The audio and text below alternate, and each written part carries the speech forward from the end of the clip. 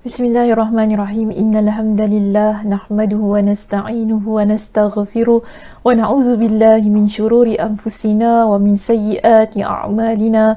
May yahdihillahu fala mudhillalah wa may yudlilhu fala hadiyalah. Wa asyhadu an la ilaha illallah wahdahu la syarikalah wa asyhadu anna Muhammadan 'abduhu wa rasuluh. Amma ba'd. Rabbi shrah li sadri wa yassir li amri wahlul 'uqdatam min lisani yafqahu qawli. Rabbi zidni ilma warzuqni fahma. Allahumma inna nas'aluka ilman nafi'a wa rizqan tayyiba wa amalan mutaqabbala. Assalamualaikum warahmatullahi wabarakatuh. Apa khabar jemaah muslimah kita di Masjid Asy-Syafa'ah pada pagi ini? Ustazah harap semuanya dalam keadaan yang sihat sejahtera hendaknya dan juga sudah bersedia untuk ikuti pengajian kita pada pagi ini. Baik muslimah, alhamdulillah pada pagi ini kita sudah masuk ke perbincangan hadis yang ke-9. Pada minggu lepas, ya, kita mulakan kuliah kita yang pertama dengan hadis yang ke-8 berkenaan dengan anjuran menikahi gadis. Betul tak? Baik, jadi hadis itu kita dah selesai bincangkan. Hari ini kita masuk kepada perbincangan hadis yang baru, iaitu kita berada di halaman yang ke-74. Okey, halaman yang ke-74 bertajuk larangan meminang wanita yang sedang dalam pinangan. Hadisnya ringkas sahaja. Ya, kalau kita lihat dalam kitab ini memang ringkas. Ustazah pun kalau boleh lah ya, Ustazah tidak mahu mengambil masa yang begitu panjang untuk mengupas perbincangan ini. Mudah-mudahan kita dapat terus pergi kepada poin-poin yang diinginkan lah di dalam hadis ini. Namun yang penting kita letak hadis ini pada nombor yang ke-9 untuk kuliah kita di Masjid Asy-Syafa'ah dengan tajuk larangan meminang wanita yang sedang dalam pinangan. Baik, hadis ini adalah sebuah hadis daripada Abdullah ibn Umar radhiyallahu an, yang mana beliau meriwayatkan bahawa Rasulullah sallallahu alaihi wasallam ada bersabda dengan satu larangan. Ya, ada satu larangan yang Nabi SAW pesan kepada kita ini, umat Nabi SAW. Apakah ia? Dalam kitab kita disebutkan di situ, dan di sinilah Ustazah ambil juga hadis yang sama sebagaimana dalam kitab. Nabi kata begini, la yabi'. Kalau dalam kitab dia guna perkataan la yabi' ba'dukum ala bai'i ba'din. Tapi di dalam hadis ini Ustazah ambil lafaz yang sedikit berbeza, iaitu la yabi' ar-rajulu ala bai'i akhihi. Maknanya sama. Ya, jangan risau, hadisnya tak salah, tapi cuma perbezaan daripada sudut lafaz sahaja. Namun maksudnya adalah sama, tidak menjadi masalah di situ. Di sini, okey, disebutkan bahawa Nabi larang kita. Apa yang Nabi larang? Nabi kata, janganlah seseorang membeli barang yang telah ditawar oleh saudaranya. Ya, Nabi pesan kepada kita, jangan kita ni membeli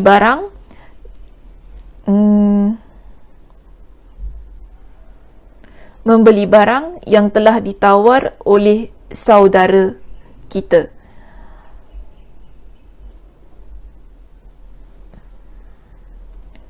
Kejap ya, minta maaf.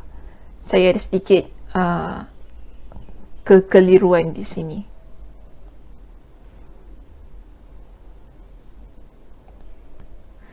Baik, saya kira terjemahannya adalah lebih tepat kalau kita kata menjual beli barang lah di situ. Ya, janganlah seseorang menjual beli barang yang telah ditawar oleh saudaranya. Keadaan sedemikian. Jadi taklah berapa keliru sangat kalau dalam kitab ni bolehlah samalah juga. Okey, janganlah sebahagian kalian membeli barang yang sedang ditawar ataupun yang telah ditawar oleh orang lain. Jadi pesanan pertama Nabi SAW di sini, Nabi kata kepada kita, Nabi pesan kepada kita, jangan kita ni beli barang ataupun jangan kita jual barang kita yang mana dah ada orang yang menawar barang itu. Contoh kan, kita pergi ke sebuah kedai, kita nampak ada baju tu orang ni dah pegang. Ya, muslimah yang A ni dah pegang, dah tanya, dah sedang menawar baju yang dia pegang itu. Kita pun nampak baju tu, kita berkenan. Bila kita berkenan, kita pun kata kepada penjual, yang dia pegang ni lah saya nak yang ini, yang lain saya tak nak, ini juga saya tak. Boleh buat begitu? Tidak dibenarkan. Sebab apa? Ia sedang dalam tawaran ataupun ia sedang ditawar dan dia hendak dibeli oleh pembeli yang pertama. Jadi sama ada sebagai penjual ataupun pembeli yang baru datang ke kedai itu, kita tidak boleh untuk mengambil apa yang sedang ditawar ataupun apa yang ingin dibeli oleh orang yang pertama tadi. Walaupun pembeli yang kedua ketika dia datang, dia hendak menawarkan harga yang lebih tinggi. Tidak dibenarkan untuk kita jual kepada dia. Okay, so ini adalah adab ketika kita dalam berjual beli. Di situ Nabi larang. Jika dalam hal yang sedemikian Nabi larang, dalam keadaan menjual beli barang itu Nabi larang. Kalau dah ada orang pegang, dah ada orang tawar, Nabi kata apa? Jangan kita beli, jangan kita jual kepada pembeli ataupun kepada pembeli yang kedua yang baru datang itu. Nabi larang. Apatah lagi jika ia berkaitan lamaran. Tentang soal hati dan perasaan. Ya, di sini Nabi SAW kata apa? Wala yakhtub ala khitbati akhihi illa ayyazana lahu. Maksudnya apa? Dan janganlah seseorang meminang wanita yang telah dipinang oleh saudaranya kecuali telah mendapatkan izin darinya. Jadi di sini Nabi kata kepada kita, kalau seorang wanita telah dipinang oleh lelaki A ataupun kawan kita, kan, Nabi larang kita pun masuk sekali meminang. Namun Nabi ada berikan pengecualiannya di situ. Kecuali jika orang yang datang meminang yang pertama tu kan, dia pun izinkan. Tak apalah kalau awak pun nak masuk minang, boleh saja, tak jadi masalah, kan? Itu terpulanglah kepada pihak wanita, dia nak pilih yang mana, saya ataupun awak. Mungkin di situ okey sahaja. Kan Nabi kata melainkan jika yang pertama tadi izinkan. Tapi kalau ia di luar pengetahuan dia, kan, di luar pengetahuan dia pun tak tahu, kita dengar, oh dia nak masuk minang perempuan ni, saya dah memang lama suka kat dia, tapi kita pun masuk juga meminang. So dalam hal yang sedemikian Nabi larang untuk kita lakukan perkara tersebut. Dan hal ini juga ada disebutkan dalam hadis yang lain, yang mana Nabi SAW menyebutkan dengan lafaz yang hampir sama. Nabi kata begini, ini hadis masih lagi riwayatkan oleh Abdullah ibn Umar, yang mana beliau kata, nahan Nabi sallallahu alaihi wasallam ay yabi'a ba'dukum ala bai'i ba'din. Pertama sekali Nabi sebutkan tentang jual beli itu tadi. Ya, Nabi sallallahu alaihi wasallam melarang sebahagian kita untuk berjual beli atas jual beli saudaranya. Ni terjemahannya cantik sedikit. Sebab tu tadi saya terpause sekejap, minta maaf jemaah kalau tunggu lama. Saya nak pastikanlah adakah hadisnya tersama ke beza dan sebagainya. Bimbang terletak slide yang sama. Okey, so di sini kita dapati Nabi larang kita buat transaksi jual beli atas jual beli saudaranya sebagaimana yang telah Ustazah jelaskan tadi. Dan seterusnya, apa kata Nabi di situ? Nabi SAW pun kata begini, wala yakhtubar rajulu ala khitbati akhihi hatta yatrukal khatibu qablahu aw ya'zana lahul khatib. Jadi Nabi kata, dan janganlah seseorang meminang atas pinangan yang lain sehingga peminang yang sebelumnya meninggalkannya. Maknanya bila yang pertama tadi, bila dia masuk minang tu kan, kita pun dapat tahu, oh rupanya dia lamarannya tidak diterima ataupun dia membatalkan lamarannya. Maka di situ barulah kita boleh datang untuk melamar wanita tersebut. Atau sebagaimana yang tadi hadis pertama kita baca kan, Nabi kata apa? sehingga yang pertama tadi dia tak kisah, dia okey saja, dia berikan keizinan untuk kita masuk meminang. Begitulah keadaannya. Jadi kita pun kena ingatlah ya, sebagai ibu bapa, sebagai ibu terutamanya, jangan kita ni merosakkan pinangan yang pertama. Bila ada pinangan yang kedua, kena maklumkan kepada yang datang, yang kedua tu datang, beritahu anak saya ni dah ada orang yang melamar. Jangan kita kan dah terima lamaran itu, ataupun janganlah kita ni bila nampak ya pinangan yang kedua tu mungkin lebih hebat orangnya, mungkin orang tu lebih kaya dan sebagainya lah, ataupun dia janjikan macam-macam dan sebagainya, kita pun membatalkan pinangan yang pertama, kita terima pinangan yang kedua. Jadi ni sebenarnya yang Nabi pesan ini, ia bukan hanya semata-mata untuk lelaki yang nak masuk meminang, untuk pihak keluarga lelaki, bukan itu, tapi ia juga untuk pihak keluarga wanita. Ya, pihak kita yang perempuan ini perlu faham bila keadaan ini berlaku, bagaimana perlu kita lakukan. Perlu dimaklumkan kepada yang kedua. Okey, perlu dimaklumkan kepada yang kedua ataupun pinangan yang kedua bahawa anak perempuan kita ini sudah ada yang melamar. Jadi perlu tunggu dulu. Ya, tunggu dulu sama ada bagaimana lamaran itu diterima ataupun bagaimana. Tapi kalau sekiranya memanglah peminang yang pertama sendiri yang telah mengizinkan dan kita pun dapat tahu tentang hal itu, ia tidak menjadi masalah. Sebagaimana yang disebutkan oleh Nabi SAW itu tadi. Ya, jadi kena jelas tentang hal itu. Baik, seterusnya kita ada sebuah hadis lain yang diriwayatkan oleh Abu Hurairah radhiyallahu an. Kena ingat tadi ya, tadi dua riwayat yang sebelumnya adalah riwayat daripada Abdullah ibn Umar radhiyallahu an, dan kita ada riwayat daripada Abu Hurairah radhiyallahu an yang mana beliau nyatakan begini. Ya, Nabi SAW bersabda, "Wala yakhtubu ala khitbati akhihi wala tas'al mar'atu talaqa ukhtiha litakfa'a ma fi ina'iha." Nabi pesan sekali lagi ya, sebenarnya hadis ini ada banyak riwayatnya untuk menunjukkan bahawa larangan ini adalah begitu kuat. Nabi kata apa? Janganlah pula seseorang meminang wanita pinangan saudaranya, dan melarang seorang wanita meminta suaminya agar menceraikan isteri lainnya, iaitu madunya, dengan maksud periuknya sahajalah yang dipenuhi agar belanja dirinya lebih banyak. Jika pada hadis yang kedua, yang hadis dua terawal tadi ya, yang baru kita baca, yang belakang tu tidak ada. Maksudnya larangan yang belakang tu tidak ada dalam riwayat tersebut. Tapi di sini kita dapati ada satu lagi larangan yang Nabi SAW ingatkan kepada kita, terutamanya kita sebagai wanita. Ya, bila kita ni hidup berpoligami ya, dalam sebuah pernikahan, tidak boleh kita minta suami kita supaya ceraikan isterinya yang lain. Dengan tujuan apa? Kita nak nafkah tu kita saja dapat, kita tak nak kongsi. Sebab tu tadi disebutkan kan, dengan maksud periuknya sajalah yang dipenuhi.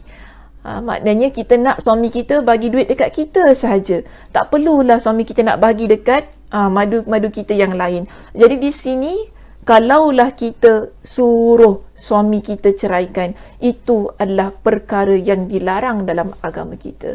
Tak boleh sebagai seorang wanita kita buat hal yang sedemikian. Dalam riwayat yang lain, tak silap saya dalam riwayat Imam Abu Dawud juga ada menyatakan hal yang sama, namun di situ ada satu lafaz yang sedikit, penambahan lafaz yang sedikit berbeza, yang mana seorang wanita dia minta, Nabi larang seorang wanita yang dia suruh seorang lelaki ceraikan isterinya supaya apa? Dia dapat bernikah dengan dia. Jadi dia maknanya tak nak bermadulah di situ. Dia kata, kalau awak nak kahwin dengan saya, awak ceraikan isteri awak yang pertama. Begitulah ayatnya. Dan itu adalah larangan Nabi SAW.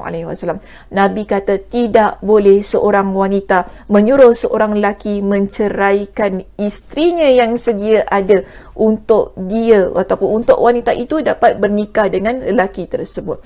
Jadi sama juga ya, kalau dalam hal sebuah pernikahan yang mana pernikahan itu adalah pernikahan poligami ya, iaitu ada ramai isterinya, adalah di kalangan isteri ini yang minta supaya suami itu menceraikan isteri-isteri yang lain supaya dia dapat lebih daripada sudut nafkahnya. Jadi ya, bagi saya perbincangan kita pada pagi ini ada beberapa pengajaran yang boleh kita ambil daripada ketiga-tiga hadis yang Ustazah baru bacakan tu tadi. Baik, apakah pengajaran tersebut? Kita lihat begini muslimah. Ada 3 pengajaran yang ingin saya bawakan pada pagi ini untuk perbincangan hadis kita yang ke-9. Iaitu begini. Pertama ya, kita lihat di sini. Agama Islam amat menjaga hubungan persaudaraan. Ya, dalam agama kita amat menitik beratkan untuk kita ni sebagai penganutnya, sebagai orang Islam, jaga hubungan persaudaraan sesama kita. Sebab itu tidak boleh kita ni beli barangan yang dah dipegang oleh orang, ya, ataupun yang sedang ditawar oleh orang lain. Jika itu berlaku, ia boleh menimbulkan permusuhan antara kita dan dia.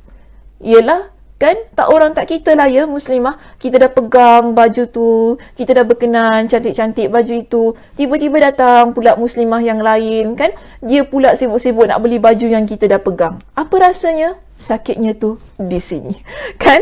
Dia tiba-tiba sibuk-sibuk, kita tak suka. Terus terang, saya pun kata, kalau saya berada di tempat itu, saya pun tak suka. Kita dah pegang baju tu, kita dah suka baju itu, tiba-tiba ada pula muslimah lain datang, saya nak belilah baju yang dia pegang ni, yang budak ni pegang. Tak apalah, budak ni bukannya ada duit sangat nak beli, awak jual dengan saya. Orang tu pun dia jual dengan si pembeli yang baru sampai tadi. Kerana apa? Dia tawarkan dengan harga yang lebih tinggi daripada kita. Jadi hal itu Nabi larang. Ya, untuk menjaga hubungan persaudaraan supaya tidak berlaku permusuhan, tidak bergaduh, tidak berkelahi. Sama juga dengan urusan melamar itu tadi. Bila ada wanita kan yang kita suka, yang telah dilamar oleh lelaki lain, kita tak boleh ganggu lamaran itu. Ya, terbaik jangan diganggu lamaran tersebut, supaya tidak menimbulkan permusuhan, tidak menimbulkan sakit hati, kebencian dan sebagainya. Samalah juga sebagai ibu bapa, ya, kena faham tentang hal itu. Bila ada di kalangan anak perempuan kita yang telah dilamar oleh seorang lelaki, masuk kepada lamaran yang kedua, kan, jangan mentang-mentang lamaran kedua ini kata, tak apa cik, saya bagi hantaran tinggi, lebih tinggi daripada lamaran yang pertama. Cik terima saya, senang hidup anak cik. Oh, cik pun suka, cik pun rasa duduk atas duit dia cik ni kan. So, cik pun tolak lamaran yang pertama, dia terus terima lamaran yang kedua. Hal ini tidak seharusnya berlaku. Kerana bimbang, ya, akan menimbulkan permusuhan, akan menimbulkan kebencian di kalangan kita, yang mana kita tak nak itu berlaku di antara kita. Yang mana mungkin A dan B, lelaki A dan B itu memang kenal, kan? Kita semua kenal lah antara satu dan yang lain. Nanti di belakang hari dah lah buang muka, kan? Jadi fitnah dan sebagainya. Kalau boleh kita tidak mahulah perkara-perkara sedemikian berlaku, ya, dalam kehidupan kita. Dan kena ingat begini, untuk pengajaran yang kedua saya nak sebutkan begini. Tidak semua yang kita suka boleh menjadi milik kita atau baik untuk kita. Ya, kena ingat itu. Jadi, kalau kita memang suka seorang wanita, ya, kemudian kita ni ada orang lain yang minang terlebih dahulu, kita kena faham, ya, kena sedar, tak semestinya apa yang kita suka dia akan jadi milik kita. Dan kalaulah kata cik berkenan dengan seorang lelaki tu kan, berkenan bukan untuk cik kahwin lah, tapi untuk anak cik, kan, untuk anak cik, tak semestinya lelaki yang cik berkenan untuk cik nikahkan dengan anak cik itu, dengan anak cik itu ataupun anak kita lah, anak cik, nanti cik kata apa mak cik je ke ada masalah ni, tak, kita muda-muda ni pun ada juga masalah begini kan, yang kita berkenan lah, yang kita rasa lelaki ni layak untuk jadi menantu kita dan sebagainya. Tak semestinya yang kita berkenan itu adalah baik untuk anak kita. So kena faham tentang hal yang sedemikian. Kerana apa? Jodoh, berkenaan dengan jodoh ini semuanya sudah ditentukan oleh Allah Subhanahu wa taala. Maka sebab itu pada pengajaran kita yang ketiga, untuk hadis kita yang ke-9 ini, percayalah pada ketetapan Allah Subhanahu wa taala, terima qada dan qadarnya. Jika sekiranya pinangan kita tidak diterima kan, ataupun bila kita dapat tahu rupa-rupanya gadis ini sudah ada yang meminang dan sebagainya, sudahlah, bunga bukan sekuntum. Begitulah keadaannya, bunga bukan sekuntum. Ramai lagi wanita-wanita yang baik, yang soleha boleh menjadi calon isteri kita. Jangan sampai kita nanti kan kita bermusuh, menjadikan kebencian, kita berdendam dan sebagainya. Kerana apa? Kita tidak boleh menerima ketetapan daripada Allah Subhanahu wa taala. Itu tidak mahu. Itu sebab apa? Itu bukan sesuatu yang diajarkan dalam agama kita. Dalam agama kita sentiasa mengajarkan tentang keharmonian, keamanan, kasih sayang. Sebab itu apa-apa perkara yang boleh menimbulkan permusuhan, yang boleh menimbulkan kedengkian, yang boleh menimbulkan berlakunya kezaliman, Nabi SAW larang untuk kita lakukan. Itulah yang terdapat dalam hadis kita yang ke-9 ini. Bila Nabi larang, bermakna di situ Nabi ingin menjaga hubungan persaudaraan antara kita, agar tidaklah kita ni menjadi masyarakat yang berpecah belah, masyarakat yang saling ada buruk sangka, masyarakat yang sentiasa ingin memfitnah orang lain. So kita ni seboleh mana kita nak mempraktikkan apa yang diajarkan oleh Nabi SAW, maka dengan itu apa-apa yang berlaku dalam kehidupan kita ini, termasuklah dalam hal meminang seorang wanita, ia perlu dilakukan dengan penuh keikhlasan kerana Allah. Berlapang dada, berlapang dada. Janganlah kerana seorang wanita kita bermusuhan seumur hidup kita. Okey, Muslimah, itu sahaja perbincangan kita untuk pagi ini. Terima kasih di atas perhatiannya. Mudah-mudahannya perbincangan kita yang ringkas pada pagi ini memberikan manfaat untuk kita semua. Setelah tutup perbincangan kita pada pagi ini dengan tasbih kafarah. Subhanakallahumma wa bihamdika asyhadu an la ilaha illa anta astaghfiruka wa atubu ilaik. Assalamualaikum warahmatullahi wabarakatuh.